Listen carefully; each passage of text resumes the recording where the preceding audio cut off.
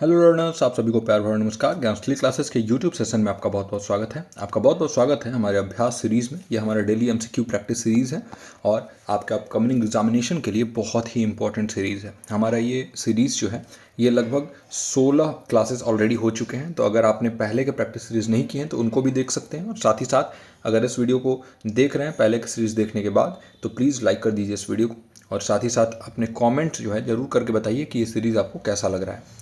आपके लाइक करने से ये वीडियो रेकमेंड हो जाता है उन लोगों तो जिनको इस वीडियो की ज़रूरत है, और हमें भी मोटिवेशन मिलता है। तो स्टार्ट करते हैं इस एमसीक्यू प्रैक्टिस सीरीज़ को। और अगर आपको इसका पीडीएफ चाहिए तो डिस्क्रिप्शन में टेलीग्राम का लिंक दिया हुआ है, तो टेलीग्राम को फॉलो करिए और वहाँ पर आपको इस क्लास का पीडीएफ मिल जाएगा, और वहाँ से फिर आप प्रैक्टिस कर सकते हैं। क्वेश्चन जो भी यहाँ पर हम क्वेश्चंस कर रहे हैं उनके आंसर्स लास्ट में दिए हुए हैं, तो आप प्रैक्टिस करके और आंसर को मैच कर सकते हैं। ओके, सो स्टार्ट करते हैं आज के इस daily question answer practice series को।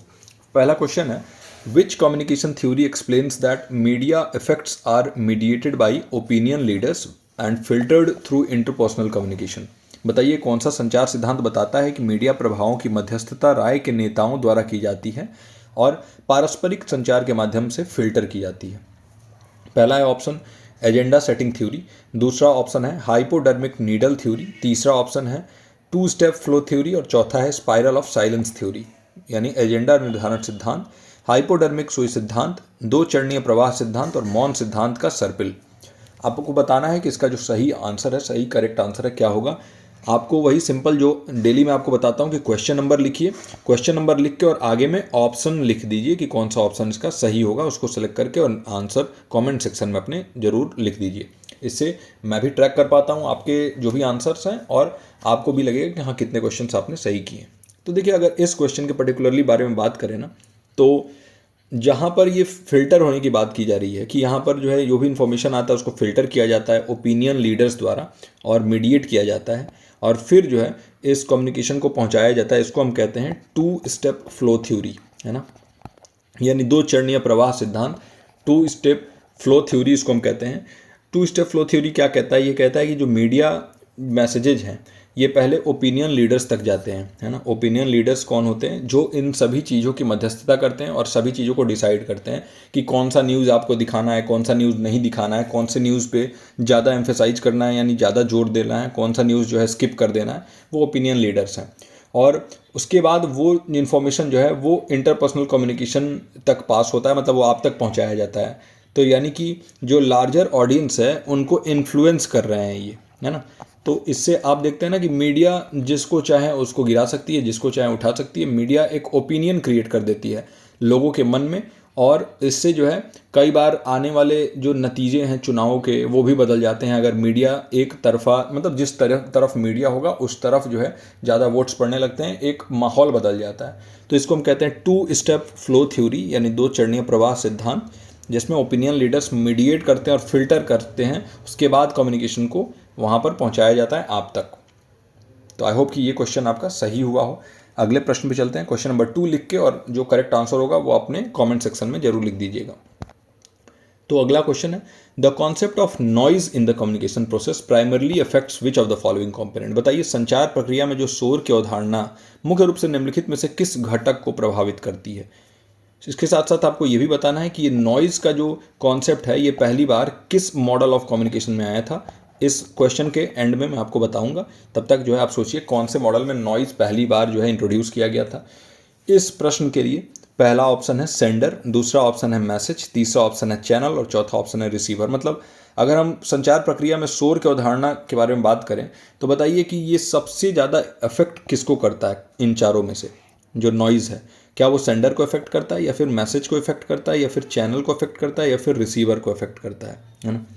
तो कम्युनिकेशन प्रोसेस के अगर दौरान देखें तो वो मैसेज को डिस्टॉर्ट कर देता है ना। मैसेज जो होता है, जो संदेश होता है, उसको वो ख़राब कर देता है, और वो ख़राब किया जाता है वो किसके थ्रू जो है वो ट्रांसमिट होता है, चैनल के थ्रू। तो इसलिए क्या होता है, मैसेज का क्लैरिटी और इफेक्टिवनेस ये दोनों ही ख़राब हो जाता है। यानी नॉइज़ अगर हम कम्युनिकेशन प्रोसेस में देखें तो प्राइमरली वो मैसेज को अफेक्ट करता है ना। यानी कि जो संदेश होगा उसको अफेक्ट कर देता है और सही तरीके से संदेश जो है वो पहुंच नहीं पाता है। तो जो उसका करेक्ट आंसर हो जाएगा वो हो जाएगा सेकंड, संदेश। यानी अगर हम कम्युनिकेशन प्रोसेस में नॉइज़ को देखें तो ये सबसे ज़्यादा अफेक्ट करता है मैसेज को। मैसेज अफेक्ट होता है, चैनल और रिसीवर और सेंडर ये सभी इफेक्ट होते हैं, लेकिन मैसेज जो है मेनली डिस्टॉर्ट हो जाता है, जिसकी वजह से ये सभी अफेक्ट हो जाते हैं, है ना। अगला क्वेश्चन है, विच type of non verbal communication is conveyed through body movements, gesture and postures. किस प्रकार का गैर मौखिक संचार शारीरिक गतिविधियों, इशारों और मुद्रा के माध्यम से व्यक्त किया जाता है। पहला है काइनेसिक्स, दूसरा है प्रॉक्सिमिक्स, तीसरा है हैप्टिक्स और चौथा है पैरालैंग्वेज। बताइए इनमें से कौन से टाइप का नॉन वर्बल कम्युनिकेशन जो है इसको कन्वे किया जाता है बॉडी मूवमेंट से, जेस्चर से, पोस्चर से। तो बताइए काइनेसिक्स, प्रॉक्सिमिक्स, हैप्टिक्स और पैरालैंग्वेज, इन सभी के बारे में जो है आपको डिटेल में पढ़ाया गया है। अगर आप हमारे पेड बैच से जुड़े हुए हैं तो वहाँ पर पढ़ाया गया है। अगेन मैं आपको बता दूँ, इस क्लास का PDF आपको हमारे टेलीग्राम चैनल पे मिल जाएगा। आप टेलीग्राम चैनल को सर्च भी कर सकते हैं, ज्ञानस्थली बाई अलका पांडे। तो GYANSTHALI ज्ञानस्थली बाई अलका पांडे ऐसे करके आप सर्च भी कर सकते हैं, या फिर उसका लिंक जो है डिस्क्रिप्शन में दिया होगा, तो आप वहाँ से भी जाके फॉलो कर सकते हैं। तो देखिए काइनेसिक्स क्या होता है। काइनेसिक्स होता है बॉडी मूवमेंट्स, जेस्चर और पोस्चर जो होता है, इनको हम कहते हैं काइनेसिक्स। इनका जो पूरा स्टडी होता है ना। प्रॉक्सिमिक्स मतलब क्या होता है, डिस्टेंस। कि आप कम्युनिकेशन में जो है डिस्टेंस को अगर रीड कर रहे हैं कि मतलब कहाँ पर कितना डिस्टेंस आपको मेंटेन करना चाहिए। फॉर्मल सेटिंग अगर है, अगर कोई औपचारिक मीटिंग में आप हो, वहाँ पर आपको कितना डिस्टेंस मेंटेन करना होगा। इनफॉर्मल सेटिंग में अगर आप अपने घर वगैरह पे हो तो वहाँ पर कम्युनिकेशन करते समय कितना डिस्टेंस मेंटेन करना होगा। ये सारी चीज़ें प्रॉक्सिमिक्स में आ जाती हैं। हैप्टिक्स मतलब होता है टच। तो कम्युनिकेशन करते समय आपको किस सेटिंग में टच का इस्तेमाल करना है, अगर आप टच करते हो तो उससे क्या कन्वे होता है मैसेज, है ना ये। और पैरा लैंग्वेज आपका जो है ना, जैसे छोटी छोटी चीज़ें जो आप, जैसे वॉइस आपका हो गया, टोन हो गया, है ना, किस टोन में आप बात कर रहे हो, किस पिच पे बात कर रहे हो, है ना, ये आपका पैरा लैंग्वेज में आ जाता है। तो जो इसका करेक्ट आंसर होगा, बॉडी मूवमेंट्स, जेस्चर और पोस्चर के बारे में पूछ रहा है, तो वो हो जाएगा आपका काइनेसिक्स, यानी फर्स्ट ऑप्शन इज करेक्ट, है ना। तो काइनेसिक्स इसे हम कहते हैं। अगला क्वेश्चन है हमारा, which model of teaching emphasizes the importance of cognitive development and problem solving, focusing on learners ability to actively construct knowledge. बताइए शिक्षण का कौन सा मॉडल सीखने वाले की सक्रिय रूप से ज्ञान निर्माण होने की क्षमता पर केंद्रित करते हुए संज्ञानात्मक विकास और समस्या समाधान के महत्व पर जोर देता है। पहला है डायरेक्ट इंस्ट्रक्शन मॉडल, यानी प्रत्यक्ष निर्देश मॉडल। दूसरा है डिस्कवरी लर्निंग मॉडल, यानी डिस्कवरी लर्निंग मॉडल में आप क्या करते हैं, ब्लूम्स मास्टरी लर्निंग मॉडल। और चौथा है कंस्ट्रक्टिविस्ट मॉडल, यानी रचनावादी मॉडल। तो बताइए इन चारों में से कौन सा ऐसा मॉडल है जो कि आपके एम्फेसाइज करता है किस चीज़ पे, कॉग्निटिव डेवलपमेंट और प्रॉब्लम सॉल्विंग पे, है ना। लर्नर के एबिलिटी, अपने नॉलेज को खुद कंस्ट्रक्ट करने पे फोकस करता है ना, कि लर्नर जो है अपना ज्ञान खुद ही बनाता है, खुद ही जो है उसका विकास करता है और समस्या समाधान पर महत्व देता है। इन चारों में से बताइए कौन सा है। क्वेश्चन नंबर 4 लिख के और आप अपने सही उत्तर को उसके सामने लिखेंगे कमेंट सेक्शन में। तो देखिए पहला है आपके पास डायरेक्ट इंस्ट्रक्शन मॉडल। इसमें आप जो है प्रत्यक्ष निर्देश मॉडल में सीधे आते हो और जो भी आपको पढ़ाना है पढ़ाते हो जाते हो। इससे कोई खासा जो है फ़र्क नहीं आता है। कॉग्निटिव डेवलपमेंट, प्रॉब्लम सॉल्विंग वगैरह इन सभी का विकास नहीं होता है। और इस वाले जो मॉडल है इसमें लर्नर की कोई भी एबिलिटी अपने नॉलेज को खुद कंस्ट्रक्ट करने में, यानी कि अपने ज्ञान का निर्माण खुद सक्रिय रूप से करने में लर्नर का इसमें कोई रोल नहीं होता है। इसमें मेनली टीचर का रोल होता है। तो ये तो हो नहीं सकता है फर्स्ट। फिर आपका आ गया अगला जो होगा डिस्कवरी लर्निंग मॉडल। देखिए डिस्कवरी लर्निंग मॉडल में हम कह सकते हैं कि कहीं ना कहीं जो है वो डिस्कवर करने पे, चीज़ों को खोजने के ऊपर ध्यान होता है ना, कि हम चीज़ों को कैसे खोजें, खोज के अगर हम सीखने पे ध्यान होता है ना, तो डिस्कवरी लर्निंग मॉडल इसका हो सकता है। फिर भी हम आगे देख लेते हैं ब्लूम्स मास्टरी लर्निंग मॉडल। तो अगर हम ब्लूम के मास्टरी लर्निंग मॉडल में देखें तो इसमें कंटेंट के मास्टरी के ऊपर ध्यान दिया जाता है। तो इसमें सीखने से ज़्यादा, अपने प्रॉब्लम को खुद सॉल्व करने से ज़्यादा, एक्टिवली कंस्ट्रक्ट करने से ज़्यादा मास्टरी के ऊपर ध्यान दिया जाता है। तो ये भी जो है इसका करेक्ट आंसर नहीं होगा। और चौथा है कंस्ट्रक्टिविस्ट मॉडल, यानी रचनावादी मॉडल। तो कंस्ट्रक्टिविस्ट मॉडल एम्फेसाइज करता है किस चीज़ पे, कि भाई लर्नर सेंटर टीचिंग तो होता ही है, ये लर्नर जो है खुद का नॉलेज खुद कंस्ट्रक्ट करते हैं प्रॉब्लम सॉल्विंग से, एक्सप्लोर करके। तो दो चीज़ें जो हैं इसमें सही होंगी, सेकंड और फोर्थ, है ना। मल्टीपल चॉइस क्वेश्चन था ये, तो इसमें सेकंड एंड फोर्थ दोनों ही ऑप्शन आपका करेक्ट है ना। दूसरा डिस्कवरी लर्निंग मॉडल और चौथा कंस्ट्रक्टिविस्ट मॉडल, ये दोनों ही इसका करेक्ट आंसर होगा। Now moving to the next question, in reflective teaching a teacher engages in which of the following processes. चिंतनशील शिक्षण में एक शिक्षक निम्नलिखित में से किस प्रक्रिया में संलग्न होता है? पहला है छात्रों के व्यवहार का निरीक्षण करना और उसके अनुसार शिक्षण विधियों का समायोजित करना। दूसरा है छात्रों की प्राथमिकताओं के आधार पर पाठों की योजना बनाना। तीसरा उनकी शिक्षण विधियों और परिणामों का स्व मूल्यांकन। और चौथा है शिक्षण सफलता का आकलन करने के लिए मानकीकृत परीक्षणों का उपयोग करना, यानी using standardised test to assess teaching success. ये फोर्थ ऑप्शन है। Self evaluation of their teaching methods and outcomes, third. Planning lessons based on student preferences, second. और observing students behaviours and adjusting teaching methods accordingly, ये first option है। बताइए, reflective teaching के बारे में बात कर रहा है, इसमें टीचर जो है वो कौन से फॉलोइंग प्रोसेसेस में एंगेज होता है ना। तो एक चीज़ आपको ध्यान देना होगा कि यहाँ पर बात हो रहा है रिफ्लेक्टिव टीचिंग यानी चिंतनशील शिक्षण में। तो ये हम इसको जो है सबसे हाई लेवल की टीचिंग मानते हैं, है ना। मेमोरी लेवल और अंडरस्टैंडिंग लेवल, रिफ्लेक्टिव लेवल आपने सुना ही होगा। तो रिफ्लेक्टिव लेवल में क्या होता है ना, मेमोरी लेवल में तो हम रोट लर्निंग पे ऊपर फोकस करते हैं, रटा के सिखाने के ऊपर। ये छोटे क्लास के जो नर्सरी LKG UKG के बच्चे होते हैं उनको हम कराते हैं मेमोरी लेवल। इसको दिया था हर्बर्ट ने, याद रखिएगा। फिर अंडरस्टैंडिंग लेवल जो होता है, इसमें हम रिलेशनशिप बिल्ड करते हैं चीज़ों के कॉन्सेप्ट के ऊपर, कि दो कॉन्सेप्ट अगर दिए हैं तो आपस में वो कैसे जो है रिलेटेड हैं और कौन सा कॉन्सेप्ट जो है किससे रिलेटेड है, इस सभी चीज़ों के बारे में हम बात करते हैं। वही जो रिफ्लेक्टिव लेवल होता है ना, रिफ्लेक्टिव लेवल पे हम क्या करते हैं, कंटिन्यूअस सेल्फ इवेल्युएशन जो है वो करता है कौन, स्टूडेंट खुद का ही करने लगता है। और साथ ही साथ अगर हम रिफ्लेक्टिव टीचिंग के बारे में बात करें तो रिफ्लेक्टिव टीचिंग में टीचर खुद का सेल्फ रिफ्लेक्शन करता है अपने टीचिंग को और बेहतर बनाने के लिए। तो ये देखिए, लर्निंग अलग होता है और टीचिंग अलग है। तो ये रिफ्लेक्टिव टीचिंग के बारे में बात कर रहा है। तो टीचर क्या करेंगे, वो सेल्फ इवेलुएट करेंगे अपने टीचिंग मेथड्स को कि उनके टीचिंग मेथड जो है सही हैं कि नहीं। उसके लिए वो स्टूडेंट से फीडबैक ले सकते हैं, उससे लिए वो दूसरे टीचर से फीडबैक ले सकते हैं और फिर उसको उसमें जो भी बदलाव की ज़रूरत हो वो करके और वापस से उसको अपने लेसन प्लान को रेडी करेंगे। तो थर्ड ऑप्शन इसका करेक्ट हो जाएगा।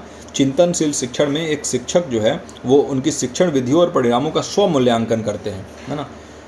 स्टूडेंट बिहेवियर को ऑब्जर्व करना और अपने टीचिंग मेथड्स को अकॉर्डिंगली एडजस्ट करना जो है, ये आपके रिफ्लेक्टिव टीचिंग का नहीं, क्योंकि ये तो इसमें स्टूडेंट के बिहेवियर को आप कर रहे हो, तो आप सेल्फ रिफ्लेक्शन इसमें हो ही नहीं रहा है।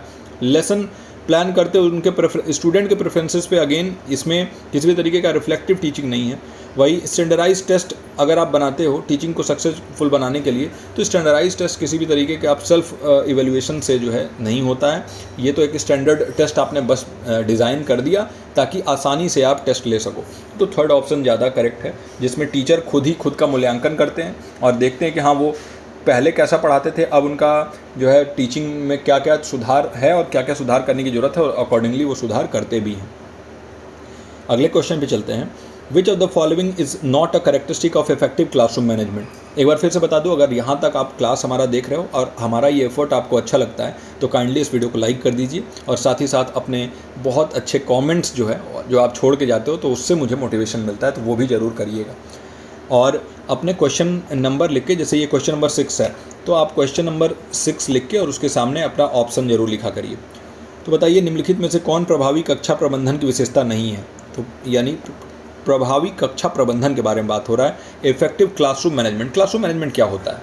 जब एक टीचर क्लास में एंटर करता है, जब भी आप एक टीचर बनोगे और आप क्लास में एंटर करोगे तो वहाँ पे आप देखते हो कि बहुत सारा शोर हो रहा है, बच्चे आपस में बहुत सारा बात कर रहे हैं, आपस में जो है वो बहुत ज़्यादा वहाँ नॉइज़ हो रहा है कुल मिला के। साथ ही साथ वहाँ पे कोई भी किसी से बात कर रहा है, बिना किसी ऑर्डर के जो है आपसे सवाल पूछ लिया जा रहा है। तो वहाँ पर आपको क्या करना होगा ना, सारी चीज़ें धीरे धीरे मॉडरेशन में लानी होंगी और उसके लिए आपको क्लासरूम मैनेज करना होगा। आप बताओगे कि इस क्लासरूम में अगर आपको कोई डाउट पूछना है तो आप हैंड रेज करोगे, है ना, पहले हैंड रेज करोगे और बोलोगे नहीं। वहाँ पर आप चीज़ बताओगे कि आपस में जो है डिस्कशन नहीं करोगे, तब तक नहीं जब तक कि मैं कोई कह के और बोलता नहीं हूँ कि हाँ डिबेट कर लीजिए, आपस में डिस्कशन करिए, तब तक। तीसरी चीज़ है कि आप उनको बताओगे कि किसी भी तरीके से अगर आपको कोई क्वेश्चन पूछना है तो उसके लिए जो है उसको आप अपने नोटबुक में लिख के रखेंगे, ना कि आपस में जल्दी जल्दी डिस्कस करने लगेंगे। ये सब क्लासरूम मैनेजमेंट का तरीका है। तो अगर आपको इफेक्टिवली क्लासरूम मैनेज करना है, अगर कक्षा का प्रबंधन बेहतर तरीके से करना है, तो बताइए इनमें से कौन सी विशेषता नहीं है, नॉट अ कैरेक्टरिस्टिक। तो पहला है establishing clear rules and procedures, यानी कि स्पष्ट नियम और प्रक्रियाएं स्थापित करना। फिर दूसरा है maintaining high level of student participation, छात्र भागीदारी के उच्च स्तर को बनाए रखना। ठीक है। तीसरा है strictly adhering to the lecture method without flexibility, यानी बिना लचीलेपन के व्याख्यान पद्धति की सख्ती से पालन करना। और चौथा है offering timely and constructive feedback, यानी समय पर और रचनात्मक प्रतिक्रिया देना। इनमें से कौन सा नहीं है इफेक्टिव क्लासरूम मैनेजमेंट? देखिए, जहाँ भी आपको एक एक्सट्रीम ऑप्शन दिखे, ऐसा ऑप्शन दिखे जो कि ऐसा कहता हो कि ओनली, अगर आपको ये वर्ड दिख जाए, ओनली दिख जाए, स्ट्रिक्टली दिख जाए, तो तुरंत अपने कान खड़े कर लेना आप कि इस टाइप के ऑप्शन जो है ना वो हमेशा नेगेटिव होते हैं और उनका जो है वो गलत ही होते हैं। और ये नॉट पूछा है और इसमें हमें गलत ही खोजना है। तो देखिए, क्लियर रूल और प्रोसीजर, जैसा कि मैंने आपको बताया कि आप रूल बना दोगे कि अगर आपको क्वेश्चन पूछना है तो हैंड रेज करोगे, अगर आपको कोई भी डाउट है तो आप हैंड रेज करोगे, है ना, आपस में डिस्कस नहीं करोगे। ये क्लियर रूल्स एंड प्रोसीजर्स है और ये जरूरी है क्लासरूम मैनेजमेंट के लिए, तो ये तो होगा ही। और उसमें नॉट पूछा है तो इसका करेक्ट आंसर ये नहीं होगा। छात्र भागीदारी के उच्च स्तर को बनाए रखना, बिल्कुल। अगर आप स्टूडेंट्स को पार्टिसिपेट कराओगे तो एक्टिव लर्निंग बढ़ेगा, ज़्यादा वो एक्टिवली पार्टिसिपेट करेंगे तो चीज़ों को ज़्यादा अच्छे से रिटेन कर पाएंगे, ज़्यादा कॉन्सेप्ट क्लैरिटी होगी। तो ये भी नहीं होगा क्योंकि ये भी होना चाहिए। अगर आप बिना लचीलेपन के व्याख्यान पद्धति यानी लेक्चर मेथड से स्ट्रिक्टली अडियर करोगे, सख्ती से पालन करवाओगे, तो उसका मतलब ये हुआ कि आप क्लास में आए और आपने कुछ लेक्चर दिया और आप गए, बच्चों को समझ में आया कि नहीं आया, फीडबैक कुछ आपने नहीं लिया, ना ही उनसे कोई सवाल पूछा, ना ही कोई क्वेश्चन पोज किया, तो ये बहुत ही गलत चीज़ है और ये कभी भी एक इफेक्टिव क्लासरूम मैनेजमेंट का तरीका नहीं है। और इसीलिए इसका करेक्ट आंसर हो जाएगा थर्ड, क्योंकि इसमें पूछा ही गलत है, नॉट अ कैरेक्टरिस्टिक पूछा है, नहीं होना चाहिए, विशेषता नहीं है, तो इसका थर्ड ऑप्शन है। अगर टाइमली और कंस्ट्रक्टिव फीडबैक दिया जाएगा तो ये जो है एक अच्छी चीज़ है ना, तो फोर्थ ऑप्शन तो सही है और इसमें गलत पूछा है इसलिए ये भी नहीं होगा, है ना। ना अगले क्वेश्चन पे चलते हैं।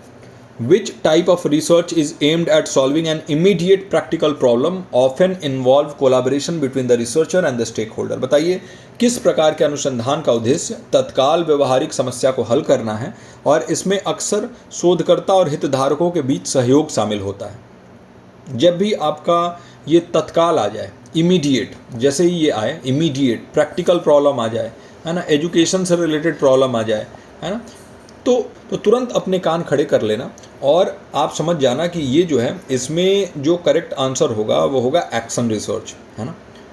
एक्शन रिसर्च जो है इसका करेक्ट आंसर होगा। क्यों?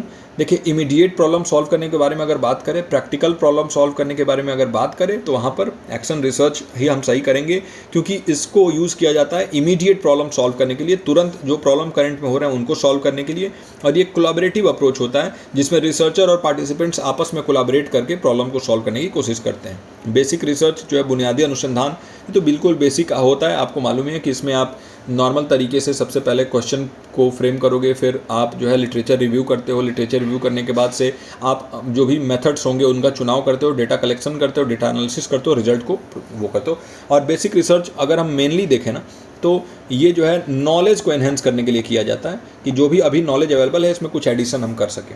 अप्लाइड रिसर्च जो है ये अनुप्रयुक्त अनुसंधान, तो इन्हीं बेसिक रिसर्च को एप्लीकेशन के तौर पे कि इसको कैसे हम अप्लाई करें रियल वर्ल्ड में, उसके लिए यूज होता है। डिस्क्रिप्टिव रिसर्च में जो भी चीज़ें हैं उसको एज इट इज़ डिस्क्राइब कर देना, ये होता है। और एक और चीज़ याद रखना कि जो डिस्क्रिप्टिव रिसर्च है वो मैंने आपको फिर से आपको बता दे रहा हूँ, चूँकि मैं पहले भी बता चुका हूँ कि डिस्क्रिप्टिव रिसर्च बहुत लोग समझते हैं कि ये क्वालिटेटिव रिसर्च होता है सिर्फ, यानी कि गुणात्मक अनुसंधान ही सिर्फ होता है। नहीं, ये गुणात्मक और मात्रात्मक यानी क्वांटिटेटिव और क्वालिटेटिव दोनों ही टाइप का रिसर्च डिस्क्रिप्टिव रिसर्च में आता है, तो इस बात का ध्यान रखिएगा।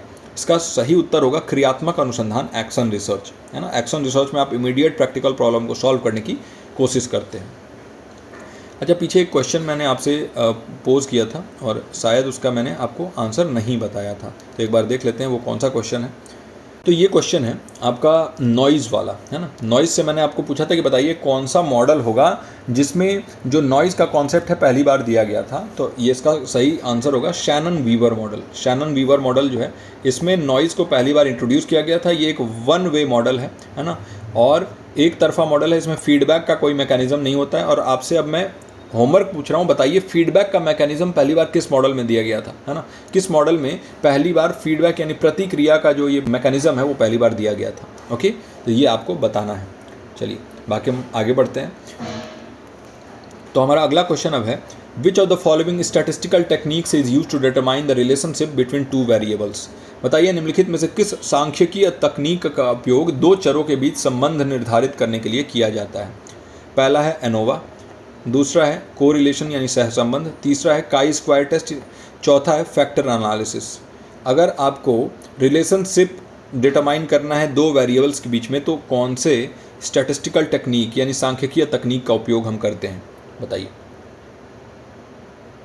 देखिए, जब भी हमें अगर दो चीज़ों के बीच में रिलेशनशिप इस्टेब्लिश करना हो, डिटरमाइन करना हो, तो उसके लिए हम याद रखिएगा कोरिलेशन इसका इस्तेमाल करते हैं। सेकंड ऑप्शन इसका सही होगा, सहसंबंध का इस्तेमाल करते हैं। ये एक स्टैटिस्टिकल मेथड होता है, इसका यूज़ हम करते हैं स्ट्रेंथ और डायरेक्शन मेजर करने के लिए, है ना। ये स्ट्रेंथ और डायरेक्शन किस चीज़ का, दो वेरिएबल्स के बीच में, टू वेरिएबल्स के बीच में। और यही जो है रिलेशनशिप स्टैब्लिश करता है या डिटरमाइन करता है कि दो वेरिएबल्स के बीच में क्या क्या रिलेशनशिप है, कितना जो है वो एक दूसरे से समानांतर है या फिर एक दूसरे से डिफरेंट है। तो ये हो गया आपका कोरिलेशन, है ना। चलिए, अब बाकी आपको मैं होमवर्क देता हूँ। आप एनोवा के बारे में, काई स्क्वायर टेस्ट और फैक्टर एनालिसिस तीनों के बारे में जो आप पढ़ेंगे, और अगर आपको नहीं समझ में आया तो आप जो है कमेंट सेक्शन में बताएंगे, तो उसको मैं आपके टेलीग्राम पे जो है ना अपडेट करूँगा। इसीलिए मैं आपसे कह रहा हूँ कि टेलीग्राम पर हमें फॉलो ज़रूर करिए। टेलीग्राम पर हमें फॉलो करेंगे तो वहाँ पर आपको इस क्लास का PDF भी मिलेगा, और साथ ही साथ वहाँ पर आपको जो भी चीज़ें यहाँ पर आपको नहीं आ रही हैं, वहाँ पर मैं आपको प्रोवाइड कर दूँगा एज अ नोट्स भी। बाकी नेक्स्ट क्वेश्चन पे चलते हैं। Question number 9, in qualitative research the process of data collection where the researcher immerses themselves in the participants environment to understand their behaviours and interactions is called. बताइए, गुणात्मक अनुसंधान में data संग्रह की प्रक्रिया जहां शोधकर्ता प्रतिभागियों के व्यवहार और बातचीत को समझने के लिए उनके वातावरण में खुद को डुबो देता है, कहलाती है। बताइए क्या कहलाती है। पहला है ग्राउंडेड थ्योरी, दूसरा है एथनोग्राफी, तीसरा है केस स्टडी और चौथा है कंटेंट एनालिसिस। क्या होगा इसका करेक्ट आंसर, बताइए। देखिए, आपको याद होना चाहिए, और मैंने पहले भी पढ़ाया, अगर आपने नहीं पढ़ा तो आपको बता देता हूँ कि, और ये एक और चीज़ कि क्वेश्चन नंबर 9 लिख के और अपना सही आंसर जो है जरूर लिखिएगा कमेंट सेक्शन में।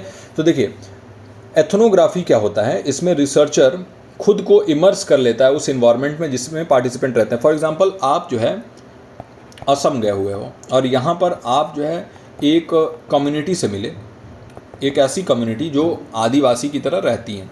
अब आप इनके लाइफस्टाइल को स्टडी करना चाहते हो, इनके जीवन शैली को समझना चाहते हो, तो आपने बाहर से पहले ऑब्जर्व किया, लेकिन बाहर से आप बहुत कुछ समझ नहीं पा रहे हो। तो फिर आपने क्या किया, आपने जो है ना वो उनके बीच में आप चले गए, और उनके बीच में जाके उनके हाव भाव को, उनके ढंग को, उनकी संस्कृति को, मतलब उनके कल्चर, लैंग्वेज, सभी चीज़ों को आपने समझना स्टार्ट कर दिया। आपने इमर्स कर लिया, आपने मान लिया कि आप ही उसी कम्युनिटी के ही हो, ठीक है। तो इससे क्या होगा कि उनके बिहेवियर को, उनके सोशल इंटरेक्शन को आप ज़्यादा बेहतर तरीके से समझ पाओगे, है ना। उनके व्यवहार हो गया, सामाजिक तौर से वो कैसे जो है इंटरेक्ट करते हैं इस चीज़ को, और वो भी आपको एक्सेप्ट कर लेंगे। ऐसा नहीं होगा कि वो आपको एक बाहरी के तौर पे देखेंगे। तो एथनोग्राफी इसे हम कहते हैं। एथनोग्राफी क्या होता है, नृवंश विज्ञान। इसमें आप जो है researcher, as a researcher immerse कर लेते हो खुद को उसी इन्वायरमेंट में जिसमें आपके पार्टिसिपेंट्स हैं, जो आपके, और कई बार पार्टिसिपेंट्स को पता भी नहीं होता है कि आप रिसर्च कर रहे हो। तो इससे और ज़्यादा क्लियर जो है वो आपके रिसर्च का रिजल्ट आता है। तो एथनोग्राफी जो है इसका करेक्ट आंसर होगा। केस स्टडी में ऑफकोर्स आपको मालूम है कि पहले से कोई घटना घटी हुई है, तो उससे आप स्टडी करते हो अच्छे से, और उससे सीख लेने की कोशिश हम करते हैं, है ना, डिटेल में। कंटेंट एनालिसिस में आप कंटेंट को एनालाइज करते हो। ग्राउंडेड थ्योरी में जो है आप खुद से कोई ना कोई चीज़ जो है, कोई थ्योरी जो है वो प्रूव करने की कोशिश करते हो बिना किसी पहले से प्रूवन थ्योरी के हेल्प के। तो इसे हम कहते हैं ग्राउंडेड थ्योरी। तो सेकंड ऑप्शन इसका करेक्ट आंसर हो जाएगा। Now moving to our last question of the day, ये है which of the following is a strategy use to adopt to climate change by making adjustments in human, social and natural systems. निम्नलिखित में से कौन सी रणनीति मानव, सामाजिक और प्राकृतिक प्रणालियों में समायोजन करके जलवायु परिवर्तन के अनुकूल होने के लिए उपयोग की जाती है। पहला है मिटिगेशन यानी शमन, दूसरा है अडाप्टेशन यानी अनुकूलन, तीसरा है सस्टेनेबल डेवलपमेंट यानी सतत विकास, और चौथा है लचीलापन यानी रेजिलियंस। तो बताइए इनमें से कौन सा करेक्ट होगा। देखिए, अगर हम बात करें क्लाइमेट चेंज को मिटिगेट करने के लिए, क्लाइमेट चेंज को अडाप्ट करने के लिए, और अपने जो भी हमारे नेचुरल सिस्टम्स है, हमारे सामाजिक, हमारे मानवीय और हमारे जो जो भी नेचुरल यानी कि प्राकृतिक प्रणाली है इसमें बदलाव करना, अपने आप को ढालना, अपने आप को उस चीज़ के लिए रेडी बनाना। क्लाइमेट चेंज रियल, आपको भी मालूम है कि अभी जो है वो बहुत ज़्यादा जो है जलवायु परिवर्तन देखने को मिल रहा है। कहीं बहुत ज़्यादा बारिश हो रहा है, जैसे आप फ़र्ज करिए राजस्थान, जहाँ पर बारिश होता ही नहीं था, वहाँ इस बार इतना बारिश हुआ है, लगभग मान चलिए 150% बारिश वहाँ हुआ है। और वही जो हमारा उत्तर प्रदेश है, यहाँ पर बहुत बारिश होता है और अभी जो है उत्तर प्रदेश में 90% से कम ही बारिश है जितना हर साल होता है। तो इससे हमें क्या देखने को मिल रहा है कि क्लाइमेट चेंज हो रहा है। और ये क्यों हो रहा है? एंथ्रोपोजेनिक एक्टिविटीज़ की वजह से। तो इसी क्लाइमेट चेंज को मिटिगेट करने के लिए हम जो है कुछ चीज़ें करते हैं, कुछ एडजस्टमेंट्स करते हैं अपने लाइफ में, अपने आसपास के माहौल में, अपने सोशल इंटरेक्शन में। उसको क्या कहते हैं? मिटिगेशन। और दूसरी चीज़ है अडाप्टेशन, है ना। तो अडाप्टेशन, मिटिगेशन, है ना, ये दोनों ही चीज़ें हम करते हैं। यही दोनों चीज़ें स्ट्रैटेजी हम अपनाते हैं तो हम क्लाइमेट चेंज से निपटते हैं। सस्टेनेबल डेवलपमेंट करके हम क्या करते हैं? सस्टेनेबल डेवलपमेंट करके हम आने वाले जो भी हमारे जनरेशन हैं उनके लिए भी रिसोर्सेज जो है पर्याप्त रखते हैं। खुद के नीड्स को यानी करंट नीड्स को हम पूरा करते हैं और साथ ही साथ फ्यूचर नीड्स की भी हम पूरा का पूरा ख्याल रखते हैं कि आने वाले समय में हमारे जो जनरेशन है उनके लिए भी पर्याप्त जो संसाधन है वो उपलब्ध हो, सारे रिसोर्सेज हम ही ना ख़त्म कर दें। और रेजिलियंस यानी लचीलापन लाते हैं जो भी चीज़ हम करते हैं डे टू डे लाइफ में उसमें। जैसे कि अगर आप जो है बहुत ज़्यादा एयर कंडीशनर का यूज़ करते हैं तो उसको थोड़ा कम कर लीजिए। लाइट्स और फैंस को जो है जब भी आप रूम से बाहर जा रहे हैं तो ऑफ़ करिए। बेमतलब का पानी का वेस्टेज मत करिए। तो ये सभी चीज़ें आप करके जो है ना वो क्या कर सकते हैं? निपट सकते हैं क्लाइमेट चेंज से भी, क्योंकि ये सभी चीज़ें इनडायरेक्टली क्लाइमेट चेंज को इफेक्ट करती हैं और ये एडजस्टमेंट के बारे में ही है।